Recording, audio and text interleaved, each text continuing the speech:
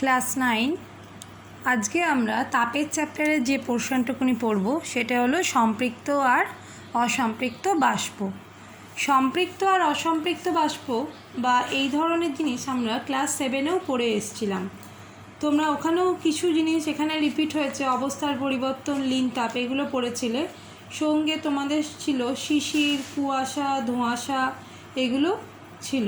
তো আমরা মোটামুটি সম্পৃক্ত অসম্পৃক্ত বাষ্প কাকে বলে সেটা দিয়ে এখন শুরু করছি। দেখো, সম্পৃক্ত কাকে বলে?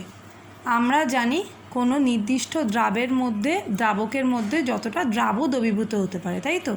তাহলে নির্দিষ্ট পরিমাণ জলে কোনো নির্দিষ্ট উষ্ণতায় যে পরিমাণ চিনি দ্রবীভূত হতে পারে, সর্বাধিক সেই পরিমাণ চিনি দ্রবীভূত থাকলে তাকে আমরা বলি কি? সম্পৃক্ত দ্রবণ। আর সম্পৃক্ত বাষ্প মানে কোনো নির্দিষ্ট অঞ্চলের একটা বায়ু অবশ্যই আবদ্ধ হতে হবে, যেহেতু বায়ু, সেই আবদ্ধ বায়ুর মধ্যে সর্বাধিক যতটা জলীয় বাষ্প থাকতে পারে, সেই সর্বাধিক জলীয় বাষ্প দিয়ে যদি ওই বায়ুটা পূর্ণ থাকে, তাহলে আমরা তাকে বলবো কি? সম্পৃক্ত বাষ্প। অবশ্যই এখানেও একটা নির্দিষ্ট উষ্ণতা কথাটা বলতে হবে। তোমরা জানো যে উষ্ণতা বাড়ালে কিন্তু দ্রাব্যতা বেড়ে যায়, তখন আর সেটা সম্পৃক্ত থাকে না, অসম্পৃক্ত হয়ে যায়। তাই নির্দিষ্ট উষ্ণতায় কোনো আবদ্ধ স্থান, দেখো আমি এটাকে আবদ্ধ করে দিয়েছি, সেই আবদ্ধ স্থানের বায়ুতে সর্বাধিক যত জলীয় বাষ্প থাকে, সেই জলীয় বাষ্প দ্বারা যদি বায়ুটা পূর্ণ থাকে বা দ্রবীভূত থাকে যতটা জলীয় বাষ্প, তাহলে সেই বায়ুটাকেই আমরা বলবো কি? সম্পৃক্ত বায়ু বা সম্পৃক্ত বাষ্প। ঠিক আছে? তাহলে অসম্পৃক্ত বাষ্প হলো কি? যে পরিমাণ বা নির্দিষ্ট উষ্ণতায় ওই বায়ুটার মধ্যে যতটা জলীয় বাষ্প থাকতে পারে, তার থেকে যদি কম জলীয় বাষ্প দ্বারা বায়ুটা দ্রবীভূত থাকে, জলীয় বাষ্প ওই বায়ুতে থাকে, তাহলে সেটাকে আমরা বলবো কি? অসম্পৃক্ত বাষ্প। তাহলে এটার ক্ষেত্রে হলো সর্বাধিক জলীয় বাষ্প, মানে যতটা দ্রবীভূত থাকতে পারে একটা নির্দিষ্ট পরিমাণ বায়ুতে, আর তার থেকে কম জলীয় বাষ্প থাকলে সেটাকে আমরা বলবো কি? অসম্পৃক্ত বাষ্প।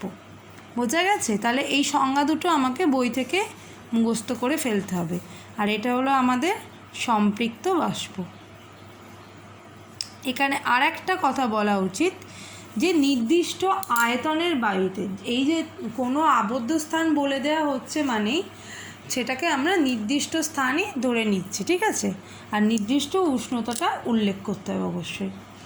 আচ্ছা, এবার যেটা আমরা পড়ব সেটা হলো নেক্সট প্রশ্ন আছে, দেখো, শিশিরাঙ্ক কাকে বলে? শিশিরাঙ্ক আমরা ক্লাস 7-এ পড়ে এসেছিলাম। কি বলা হয়েছে? ধরো আমি একটা উদাহরণ দিয়ে বোঝাচ্ছি। একটা বাক্স, তার মধ্যে কিছুটা বায়ু আছে, আর বাক্সের তাপমাত্রা হলো 25 ডিগ্রি সেলসিয়াস। বাক্সের মধ্যে বায়ুতে এবার জলীয় বাষ্প যদি থাকে, এমন পরিমাণ জলীয় বাষ্প যে এর থেকে বেশি জলীয় বাষ্প হলে ওই বায়ুতে আর থাকতে পারবে না, সেটা বিন্দু বিন্দু আকারে পড়ে যাবে। তাহলে সর্বাধিক জলীয় বাষ্প থাকলে আমরা তাকে কি বলি? ওটাকে সম্পৃক্ত বাষ্প বলি। তাহলে যে উষ্ণতায় কোনো নির্দিষ্ট স্থানের বায়ু সর্বাধিক জলীয় বাষ্প থাকে বা সম্পৃক্ত থাকে, সেই উষ্ণতাটাকে বলা হয় কি?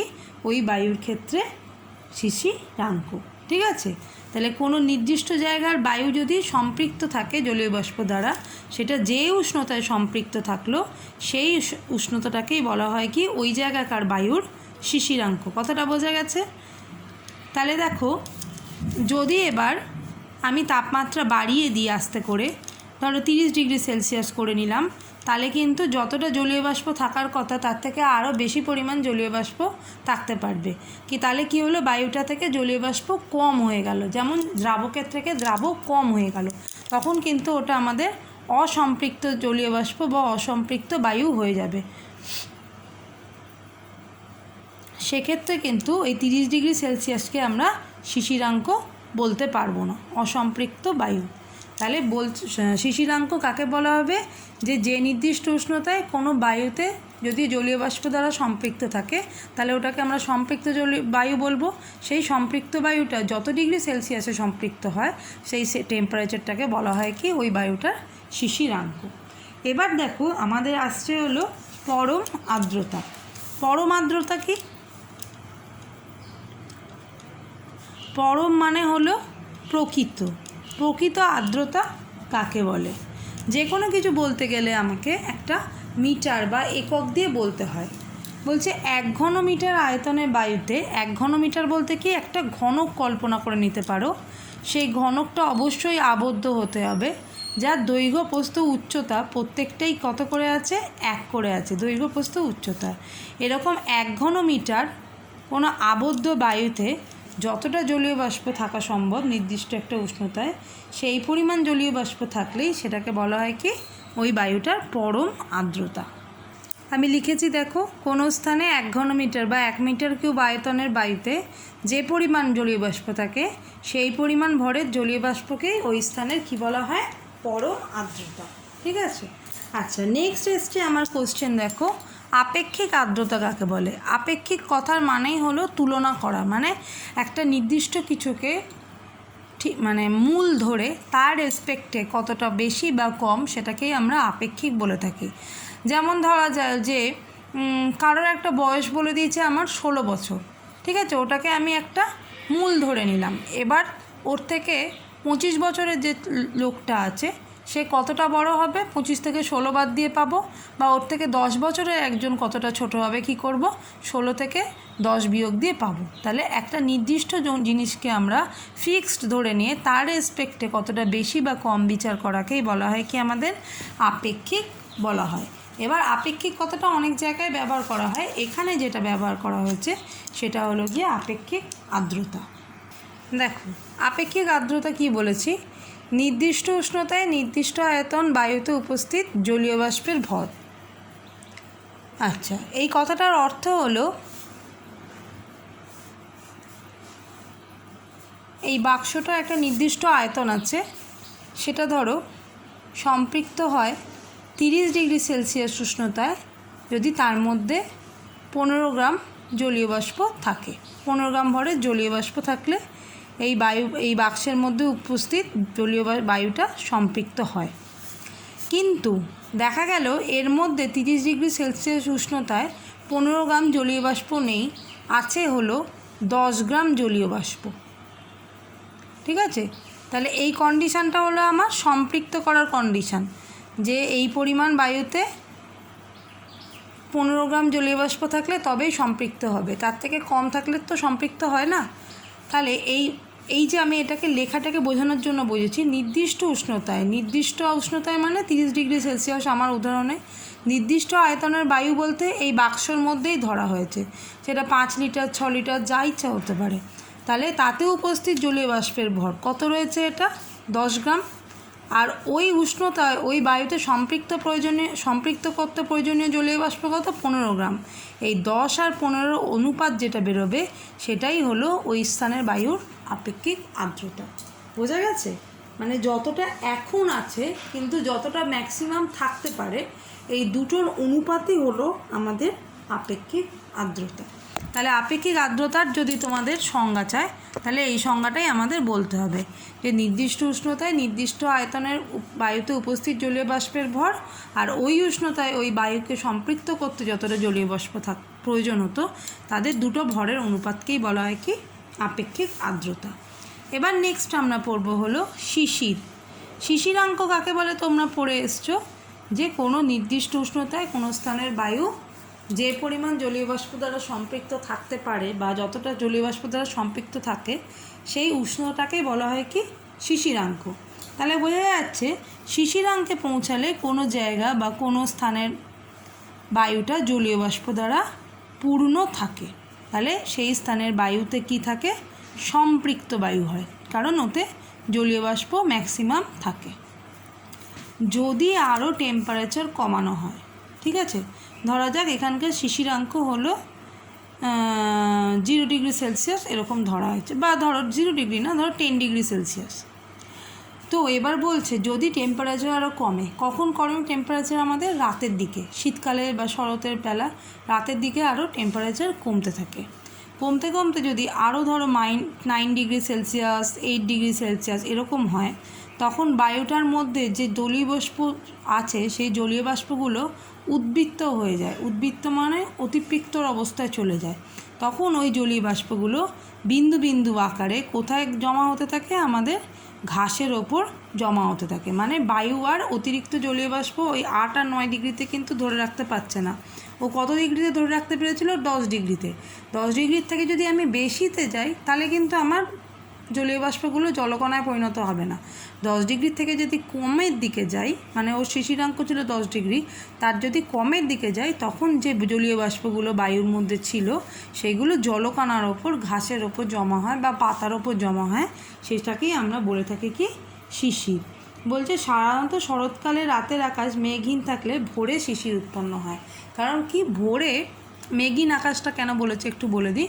মেঘহীন আকাশ থাকলে রাতে মানে ভূপৃষ্ঠ যে আমাদের তাপটা বিকিরণ করে সেই বিকিরিত তাপ কিন্তু মহাশূন্যে বা বিলীন হয়ে যায়।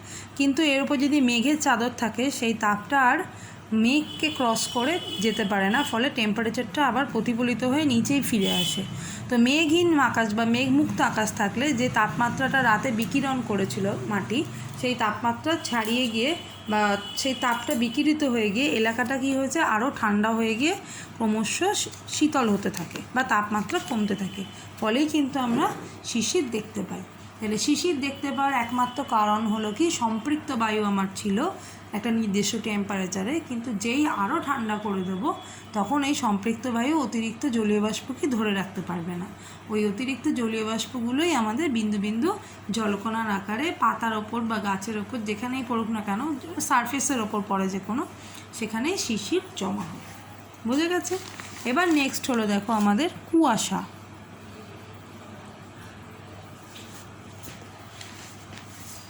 কুয়াশা শিশিরেরই রূপ। শিশিরে জলকণা জমা হচ্ছে, সেটা একটা নির্দিষ্ট অঞ্চলে, ছোটোখাটো অঞ্চলে আমাদের বাড়ির ছাদেও জমা হতে পারে বা বাড়ির ঘাসের ওপর জমা হতে পারে। এবার দূর দূরান্তে যখন একটা বিস্তীর্ণ মাঠ থাকে বা একটা অঞ্চল থাকে, সেই অঞ্চলে যখন তাপমাত্রা শিশিরাঙ্কের নিচে নেমে যায় তখন এই জলীয় কণাগুলো শুধুমাত্র ঘাসের ওপর জমা হয় না, সেই অতিরিক্ত জলীয় বাষ্পগুলো বিস্তীর্ণ অঞ্চল জুড়ে ধূলিকণাকে কেন্দ্র করে একটা ধোঁয়াশা সৃষ্টি হয়ে যায়, ধোঁয়া সৃষ্টি হয়ে যায়। তাই জন্য আমরা দেখবে কুয়াশা কিন্তু খুব কাছের বাড়িতে দেখতে পাই না, তাই না? সামনের বাড়িটা দেখা যায়, কিন্তু ফাঁকা এলাকায় সেই জলীয় কণাগুলো কি কাকে নেয়? এই জলীয় কণাগুলো সঙ্গে কাকে নিয়ে নেয়? ধূলিকণাকে নিয়ে নেয়। ধূলিকণার সাথে এর চারিপাশে লেগে একটা আবজা সাদাটে আমরা যেন মনে হয় মেঘ নেমে এসছে, বা মেঘ নয়, একটা চাদর মতো লাগে, সেটাকেই বলা হয় কি? আমাদের কুয়াশা বা ফগ বা কুহেলিকা। জলাশয়ের ওপর থাকলে তাকে আমরা বলে থাকি কুহেলিকা, আর স্থলভাগের ওপর থাকলে তাকে আমরা বলে থাকি কি? কুয়াশা। তাহলে কুয়াশা তৈরি হয় কিন্তু শিশিরেরই রূপ। যখন অনেক বড় এলাকা জুড়ে হয় তা শিশিরে কী ছিল? জলীয় বাষ্পগুলো ওই পাতার ওপর পড়ে যায়। তো বিস্তীর্ণ এলাকা জুড়ে ওই জলীয় বাষ্পগুলো আকাশে মানে বাতাসে ভাসমান ধূলিকণা, কয়লারগুলো, এগুলোকে আশ্রয় করে একটা আবজা জিনিস তৈরি হয় বা চাদরের মতো, যেটা আমরা সবাই দেখেছি, সেটাকেই বলা হয় কি? কুয়াশা। যখন বেলা বাড়তে থাকে তখন এই জলকণাগুলো আবার কি হয়ে যায়? জলীয় বাষ্পে পরিণত হয়ে যায়, দিয়ে আস্তে আস্তে কুয়াশা আমাদের মিলিয়ে যেতে থাকে। এটা আমরা সবাই জানি। তাহলে এই হলো আজকে আমাদের যে কটা কোশ্চেন দিয়েছিলাম সেই কটার আলোচনার বিষয়বস্তু। এবার লাস্ট একটুখানি অংশ আছে, সেখান থেকে কী প্রশ্ন আসবে সেটা আমি দেখিয়ে দিই। এখান থেকে দুটো ছোট প্রশ্ন আসে আর বড়জোর একটা লেখচিত্র আসতে পারে, ঠিক আছে? লেখচিত্রটাকে জলের ব্যতিক্রান্ত প্রসারণ ছবির মারফত দেখাও। একটা লেখচিত্র বড়জোর আসতে পারে, সেটাও লিখে দিই তাহলে। ফার্স্ট হলো জলের ব্যতিক্রান্ত প্রসারণ কাকে বলে? ব্যতিক্রান্ত কথাটা বাদ দিয়ে দিলাম আগে। প্রথমে ভাবো তরলের প্রসারণ কাকে বলে। তরলের প্রসারণ আমি একটু যদি তোমাদের বলি, যে কোনো তরল কঠিন থেকে তরলে যখন পরিণত হয় সেটা কি হয়? আয়তনে বেড়ে যায়, যে কোনো তরলের ক্ষেত্রে। কিন্তু আমরা শুধু জানি বরফের ক্ষেত্রে আলাদা, সেটা আমাদের বিষয় নয়। যে কোনো তরল আমরা দেখেছি ধীরে ধীরে যদি উত্তপ্ত করা হয় সেটা আয়তনে বেড়ে যায়। তাহলে এটা আমি কিভাবে লিখছি? তরলের উষ্ণতা যদি বাড়ে ওপর দিকে অ্যারো মানে বাড়লো, তাহলে তরলের আয়তনও কী হয়, আস্তে আস্তে বাড়ে। এটারই সাধারণ ধর্ম। জলের ক্ষেত্রে দেখা যাচ্ছে যদি আমি 0 ডিগ্রি সেলসিয়াস উষ্ণতা থেকে শুরু করি, এখানে 4 ডিগ্রি সেলসিয়াস অবধি উষ্ণতা যদি বাড়াই জলের উষ্ণতা, তাহলে সেক্ষেত্রে জলের আয়তন প্রথমে কী হবে, কমবে। তারপর 4 ডিগ্রি থেকে যত আরও বাড়াবো তারপর লিমিটলেস জলের আয়তন বাড়বে। তাহলে এই যে 0 থেকে, এটা কিন্তু অন্যান্য তরলের ক্ষেত্রে ঠিক না, মানে এরকম হয় না। অন্যান্য যে কোনো তরল, ধরো তেল, কেরোসিন, অ্যালকোহল, যে কোনো তরলের ক্ষেত্রে 0 ডিগ্রি বা তার নিচের থেকে শুরু করে যত আমি টেম্পারেচার বাড়াবো তাদের আয়তন বাড়তেই থাকবে। কেবলমাত্র জলের ক্ষেত্রে দেখা যায় যে 4 ডিগ্রি সেলসিয়াস অবধি জলের আয়তন কমতে থাকে। 4 ডিগ্রি সেলসিয়াসের পর আবার বাকি সব তরলের মতো আচরণ করে, মানে আয়তন বাড়তে থাকে। এই যে 0 to 4 ডিগ্রি সেলসিয়াসে জল অন্যান্য তরলের থেকে আলাদা বিহেভিয়ার বা আচরণ করে, এটাকেই বলা হয় কি, জলের ব্যতিক্রান্ত প্রসারণ। এইটা আমরা ছকের সাহায্যে কিভাবে আঁকবো দেখো।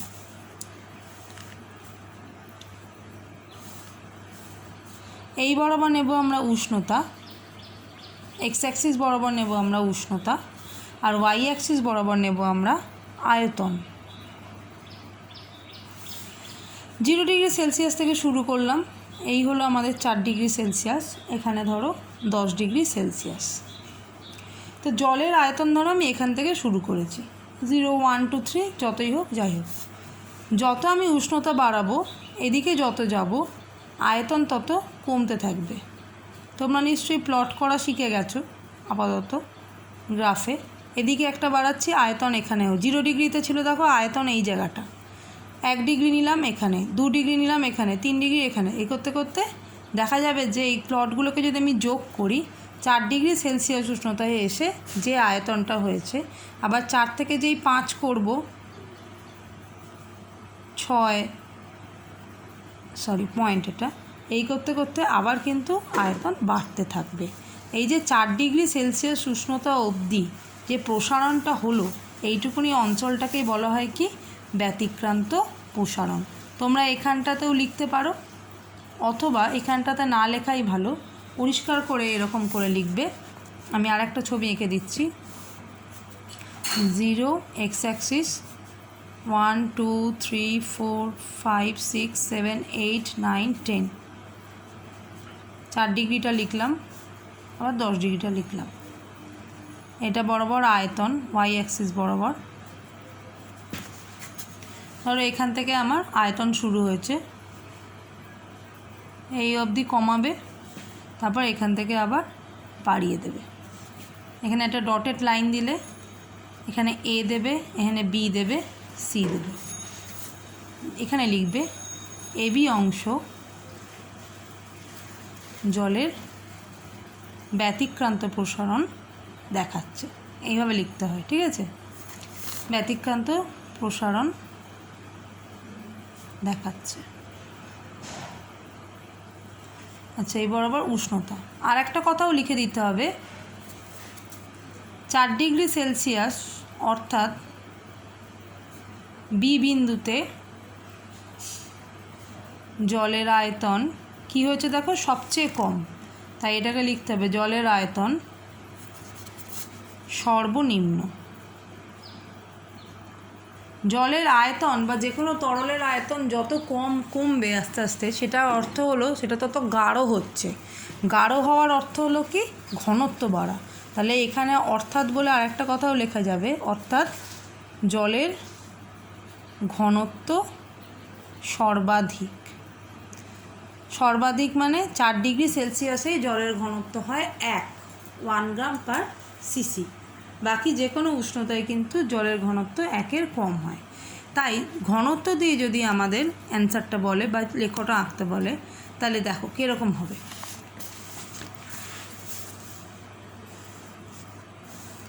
একই হবে, এদিকে উষ্ণতা আর এদিকে হবে কি, ঘনত্ব। ওয়াই অ্যাক্সিসে হবে ঘনত্ব, এক্স অ্যাক্সিসে হবে উষ্ণতা। ঘনত্ব আমার জলের কত সর্বাধিক হয়, 1, তাই ওয়াই অক্ষে আমি 1 কেটে নিলাম। এটা হলো 0 1 2 3 4 5 6 7 8 9 সো অন চললো।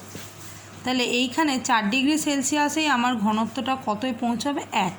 তাহলে ঘনত্ব 0 ডিগ্রি সেলসিয়াসেও 1-এর কম, মানে 4-এর পরেও 1-এর কম, 4-এর আগেও 1-এর কম। তো এখান থেকে যদি শুরু করি আমি গ্রাফটা, ঠিক আমি যেহেতু জানি এই জায়গাটা এসে ম্যাক্সিমাম দেখিয়ে দেবে, তারপরে আবার এসে নামিয়ে দেবে, দিয়ে এই যে অঞ্চলটা হলো, ধরো এখানে এটা এ নাম দাও, এ বি সি, এটা ডট দিয়ে 1 বরাবর যোগ করে দেবে। বি বিন্দুতে জলের ঘনত্ব সর্বাধিক, কেন? কারণ 4 ডিগ্রি সেলসিয়াসে জলের ঘনত্ব সর্বাধিক, সেটা কত? 1 গ্রাম পার সিসি। বোঝা গেছে? একটা হলো ঘনত্ব উষ্ণতার লেখচিত্র আঁকতে দিতে পারে, আর একটা হলো আয়তন উষ্ণতার লেখচিত্র আঁকতে দিতে পারে। আয়তন যদি বলে সেক্ষেত্রে তোমাদের এখানে 1 লেখার দরকার নেই, আয়তনটা যতটা পরিমাণ জল নিচ্ছ তার ওপর ডিপেন্ড করছে। তাই 25 লিটার জল, 500 সিসি জল, সেটার ওপর ডিপেন্ড করছে। তাই আয়তনের জন্য আমরা ওয়াই অ্যাক্সিসে কোনো মাপ দেবো না, কিন্তু জলের ঘনত্বটা কিন্তু আমরা জানা। সে তুমি 25 সিসি জল নাও বা 500 সিসি জল নাও, 4 ডিগ্রি সেলসিয়াসে ঘনত্ব কিন্তু মাপলে 1 দাঁড়াবে, 1 গ্রাম পার সিসি হবে। তাহলে এই হলো আমাদের ছবি। এবার দেখো নেক্সট কোশ্চেন আমি দিয়েছি যে সমুদ্রের তলার প্রাণীরা কিভাবে বেঁচে থাকে। এটা আমি বইয়ের ছবিটা দেখে তোমাদের বলে দিই, এটার আমি ছবি আঁকছি না। দেখো আমি একটু এনলার্জ করছি ছবিটা। শীতকালে চারিপাশের তাপমাত্রা বা শীতকালীন দেশে, শীতকালে বলা ভুল, শীতকালীন দেশে পরিবেশের তাপমাত্রা কিন্তু কমতে থাকে। পরিবেশের তাপমাত্রা কমতে থাকা মানে ওখানকার জলের তাপমাত্রাও কমতে থাকে। পরিবেশের তাপমাত্রা কমতে কমতে যত কমবে, পরিচলন পদ্ধতিতে জলের মধ্যেও সেই তাপমাত্রা আস্তে আস্তে কী হতে থাকে? কমতে থাকে। তোমরা জানো যে তরলের মধ্যে বা বায়ুর মধ্যে বা গ্যাসীয় পদার্থের মধ্যে পরিচলন পদ্ধতিতে তাপের আদান প্রদান হয়। তো এই যে শীতল বায়ু জায়গাটা লেখা আছে, ওখানে যখন 10 ডিগ্রি থেকে 8 ডিগ্রি 7 ডিগ্রি 6 ডিগ্রি এইভাবে আসছে, তখন জলের মধ্যেও কিন্তু পরিচলন পদ্ধতিতে তাপমাত্রা 10 ডিগ্রি 8 ডিগ্রি 6 ডিগ্রি করে কমতে থাকছে। কমতে কমতে যখন এই আশেপাশের বায়ুর টেম্পারেচার 4 ডিগ্রি সেলসিয়াস হয়, ঠিক আছে, তখন এইখানকার জলের তাপমাত্রাও কী হয়ে যায়? 4 ডিগ্রি সেলসিয়াসই হয়। 4 ডিগ্রি সেলসিয়াসের জল হলো সবচেয়ে ভারী। কেন? আমরা পড়েছি 4 ডিগ্রি সেলসিয়াসে জলের ঘনত্ব হলো 1 সবচেয়ে, তারপরেও জলের ঘনত্ব 1-এর কম, তার বেশিতেও জলের ঘনত্ব 1-এর কম। তাহলে যতই তাপমাত্রা কমুক না কেন, যেহেতু এইখানকার জল সবচেয়ে ভারী, 4 ডিগ্রি নিচে নেমে গেছে, এই জল আর পরিচলন পদ্ধতিতে কোনো মতেই ওপরে উঠতে পারবে না, এই হলো সবচেয়ে ভারী হয়ে গেছে। তো এমনিতেও ভারী জল আমরা জানি ওপরে ওঠে না, গরম জলই হালকা হয়ে ওপরে উঠে যায়। তো 4 ডিগ্রি সেলসিয়াসের জল এখানে ভারী হয়ে গিয়ে ওপরে যেহেতু উঠতে পারছে না আর, মানে পরিচলন পদ্ধতি বন্ধ, তাহলে এই শীতল বায়ুর সংস্পর্শে ওপরের জলটাই ঠান্ডা হচ্ছে। উপরের জলটা ঠান্ডা হতে হতে হতে কত 0 ডিগ্রি বা তার তলায় চলে যায়। 0 ডিগ্রি বা তার তলায় চলে যাওয়ার ফলে সেই জায়গার জলটা কী হয়েছে? বরফ হয়ে যায়। কিন্তু নিচের জল তখনও কিন্তু বরফের টেম্পারেচার পৌঁছায় না, কারণ ও সবচেয়ে ভারী জল হয়ে গেছে 4 ডিগ্রি সেলসিয়াসে।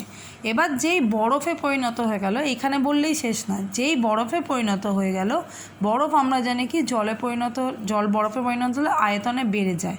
আয়তনে বেড়ে যাওয়ার ফলে এই অংশটুকুনি আমাদের বন্ধ হয়ে যায়, ফলে ওপর থেকে আর ঠান্ডা বায়ু কিন্তু নিচে কোনো মতেই প্রবেশ করতে পারে না। আয়তনে বেড়ে গিয়ে মুখটা পায় সিল মতো হয়ে যায়, তাহলে নিচে আর প্রবেশ করতে পারে না, বা প্রবেশ করলেও খুব কম পরিমাণে প্রবেশ করে। ধরেই নিই যদি বরফটা জলের ওপর ভাসে, তাহলে প্রবেশ করলেও খুব কম পরিমাণে প্রবেশ করে।